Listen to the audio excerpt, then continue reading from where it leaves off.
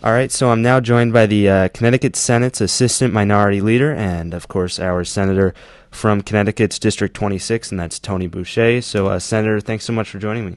It's a pleasure to be with you, Eric. First, let's start with this. Obviously, the number one issue is balancing the budget. Can we realistically do this without raising taxes and cutting important services? I believe, Eric, that it can be done.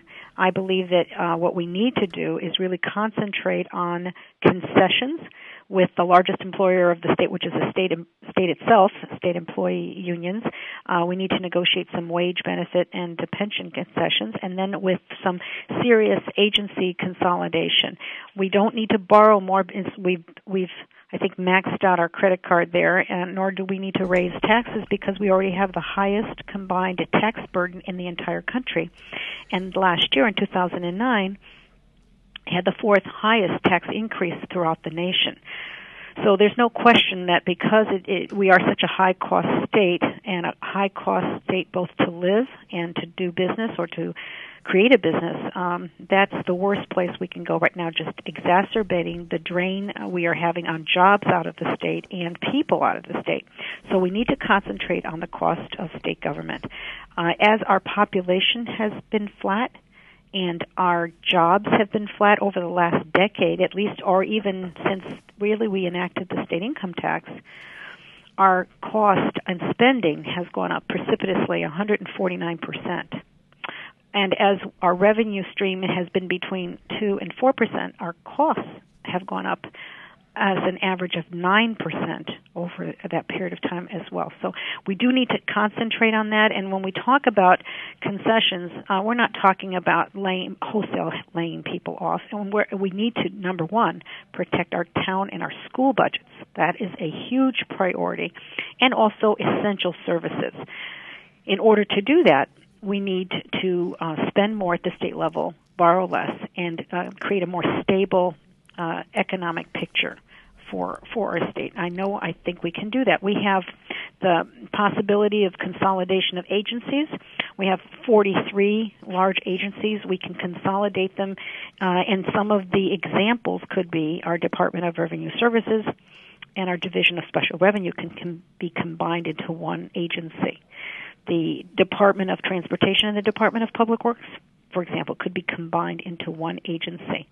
We could combine the Department of Environmental Protection and Agriculture by including the Department of Agriculture, the Board of Firearms Permit Examiners, and others, as well as so many other agencies as well. We have so many things that we can combine. The Office of the State Treasurer could include the Teachers Retirement Board in that. And in addition, the Department of Public Safety could also bring in to that agency the Office of Medical Examiner, the Victim Advocates Organization, the Commission on Child Protection, and the Department of Emergency and Management and Homeland Security. So there's a lot of room for efficiencies to be created. And as I said, we also need to look at our wages, our benefits, greater co-pays. An example is this. I had an aide that worked for me that also worked at the federal level, and at that level, he had a prescription drug that he needed every month for a chronic illness that he had.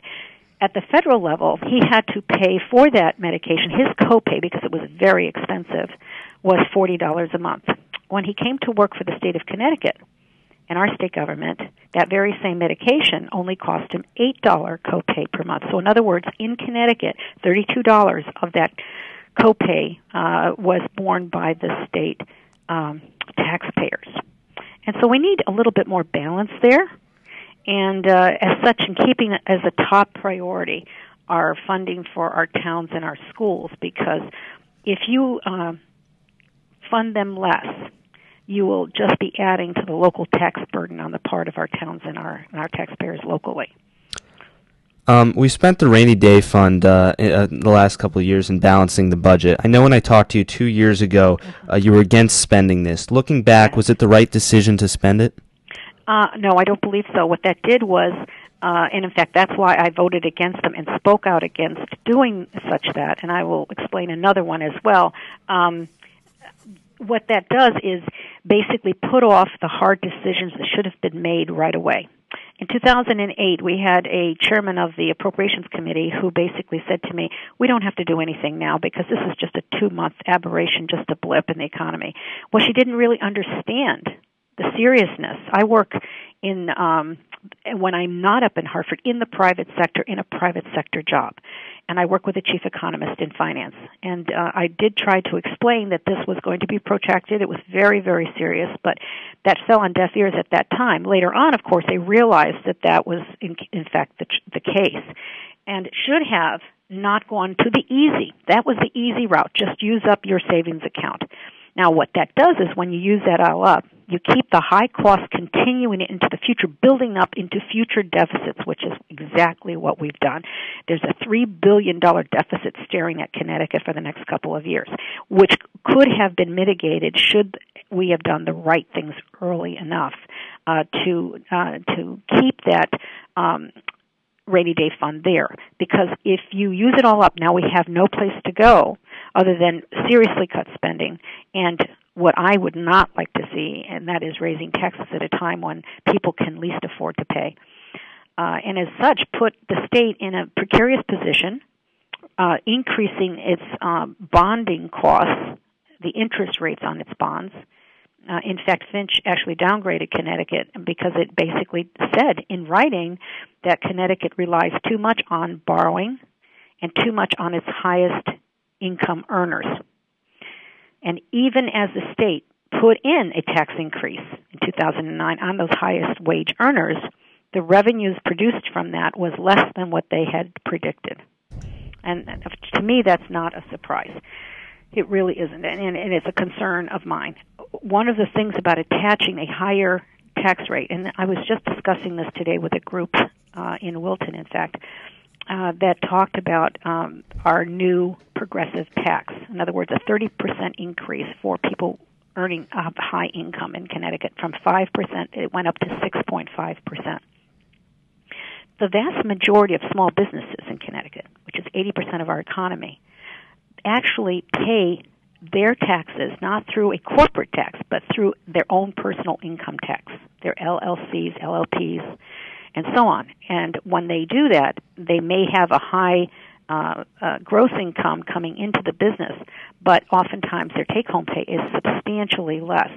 They pay not only that income tax, they also pay sales tax, they pay property tax, they pay taxes on their equipment, they pay fees, they pay, in fact, that those fees have doubled. Licensure fees have more than doubled in some instances.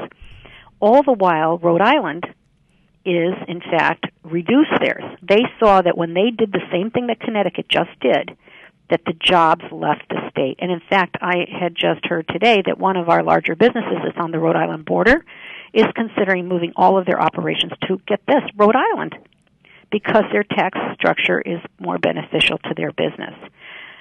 So we really have to really face the music right now. Everybody's been running away from it, and really get busy and sit down and have a serious discussion with the state employee unions, because they are the largest employee group in the state, 53,000, and talk also about agency consolidations where we can get more efficiencies, and in many cases provide some of the state services through lower-cost nonprofits. There's a couple of great examples of that in Connecticut. There's two organizations that do a lot of work with our disabled. They are the STAR organization in Norwalk and the Ability Beyond Disability up in Danbury. And they, as a private nonprofit, do a lot of the state work with regards to getting the disabled back into the workforce, their training, their therapy, and so on. And they do it for half the cost of what it would cost for a state employee to do it. Now, as I said, a lot of our costs can be reduced without having massive layoffs, because, of course, we don't want to do that. We can do it by making their cost structure more comparable to what the private sector or the nonprofit world is paying right now.